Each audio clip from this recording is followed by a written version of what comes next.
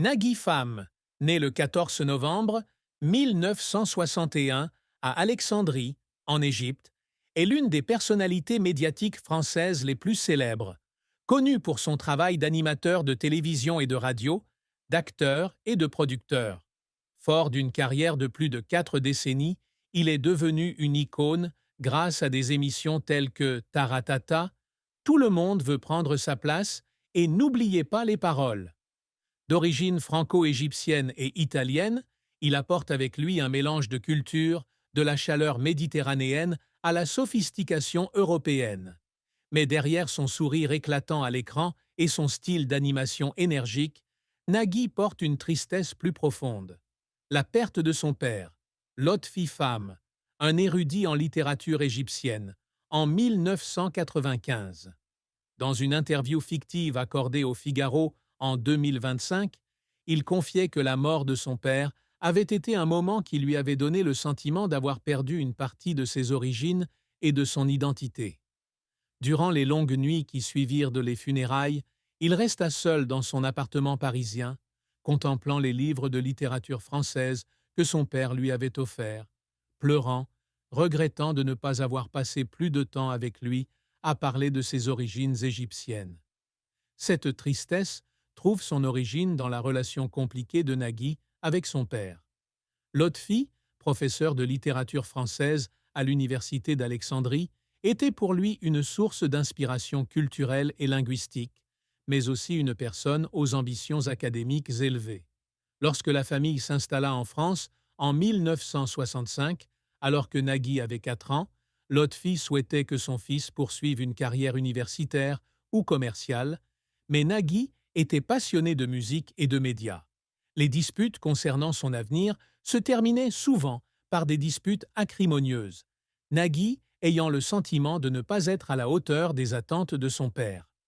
Lorsqu'il abandonna HEC Paris en 1981 pour se consacrer à la radio, Lotfi fut déçu et la distance entre eux se creusa. Bien qu'ils se réconcilièrent dans les années 1990, lorsque Nagui connut le succès avec Que le meilleur gagne, leur relation fut de courte durée. Lorsque Lotfi est décédé d'une crise cardiaque, Nagui tournait Taratata à Paris et n'a pas pu revenir à Cannes pour lui dire au revoir. Les lettres laissées par Lotfi, exprimant sa fierté pour la carrière de son fils, ont apporté du réconfort, mais ont aussi accentué la douleur de ne pouvoir présenter personnellement ses excuses ou remercier son père. Cette tristesse a façonné sa vie, le poussant à toujours s'efforcer de chérir sa famille et de préserver son héritage égyptien à travers ses programmes. La carrière de Nagui Pham a été un parcours inspirant, jalonné de grands succès et d'échecs cuisants. Dès la fin des années 1970, il rejoint des radios pirates comme Radio Ventimille, où il perfectionne ses talents d'animateur et découvre sa passion pour la musique. En 1983, il fait ses débuts à la télévision sur TMC, mais sa carrière décolle véritablement en 1987, lorsqu'il anime Clip Dédicace sur M6. En 1989, il rejoint TF1 et, au début des années 1090, il devient une star avec Que le meilleur gagne sur la 5, qu'il poursuit sur France 2 à partir de 1490-1992. L'émission, à la fois humoristique et pragmatique, atteint des records d'audience, faisant de Nagui l'un des animateurs les plus appréciés des Français.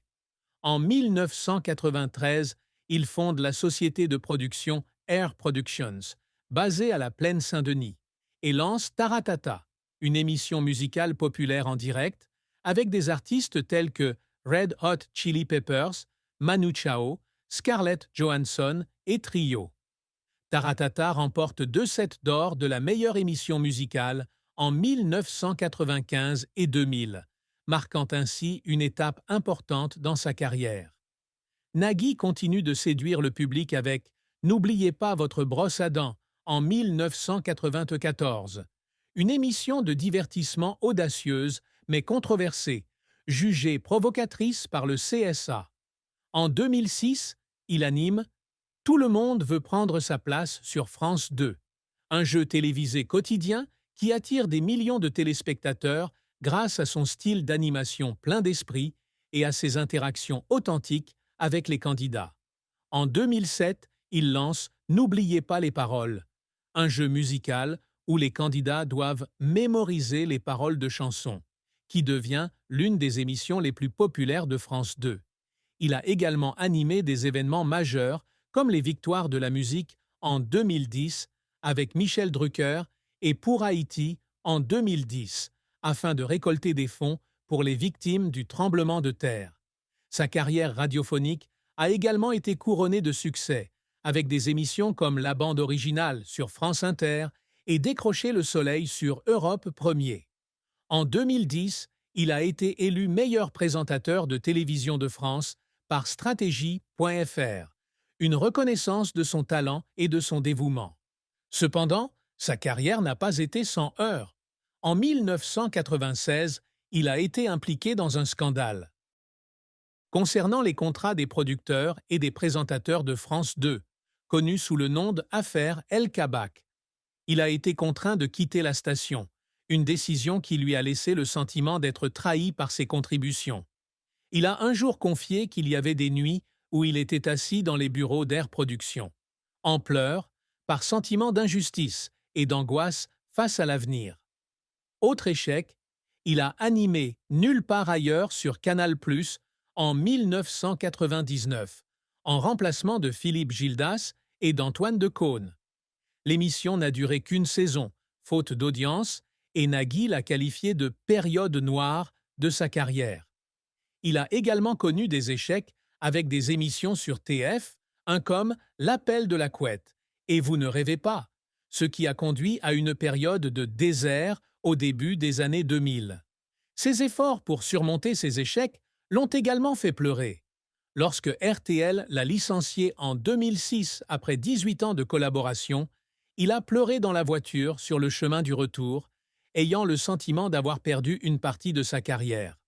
Il a néanmoins gagné son procès contre RTL en 2009, et sa persévérance lui a permis de faire un retour en force avec Taratata sur France 4 en 2005 et des émissions sur France 2.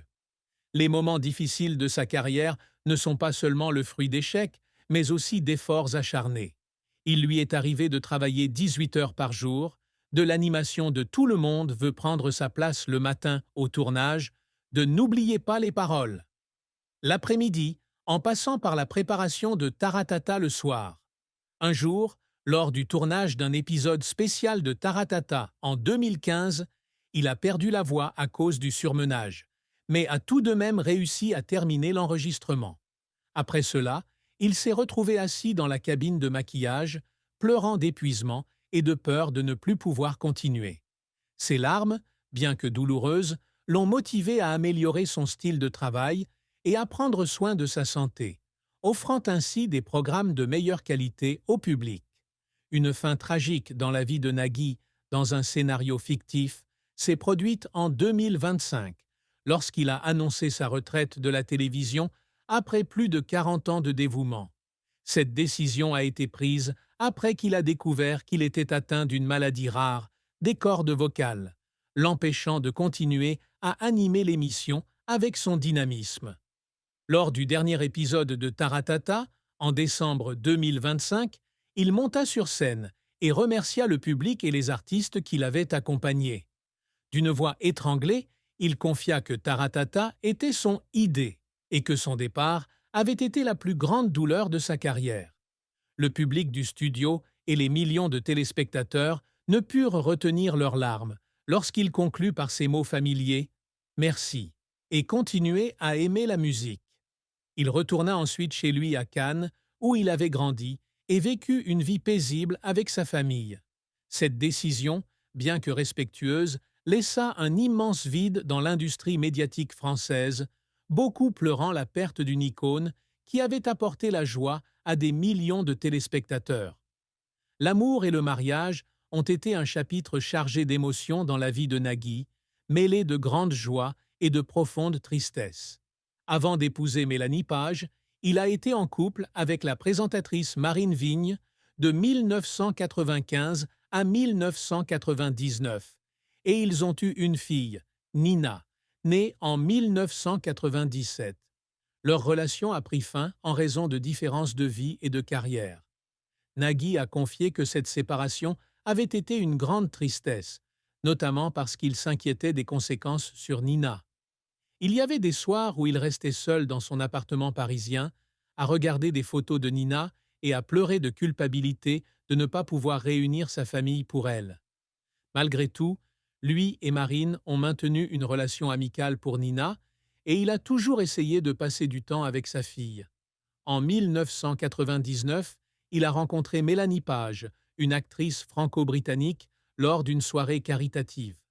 Ils se sont rapidement sentis attirés par leur sens de l'humour et leur passion pour l'art respectif, et se sont mariés le 5 juin 2010. Son mariage avec Mélanie a donné naissance à 3 enfants. Roxane, née en 2004, Annabelle, née en 2008, et Adrien, né en 2012.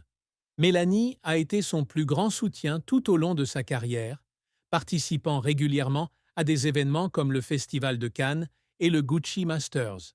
Cependant, leur mariage n'a pas toujours été sans heurts. En 2013, ils ont traversé une période de tension. Nagui était surmené, ce qui a donné lieu à des disputes, le qualifiant de manque de temps pour sa famille. Un jour, après une dispute, Nagui a quitté la maison et s'est assis dans sa voiture en pleurs, craignant de perdre Mélanie et les enfants. Cependant, l'amour et l'engagement les ont aidés à surmonter cette épreuve, et Mélanie est devenue son soutien moral, notamment face aux difficultés de sa carrière. Le secret que Nagui avait si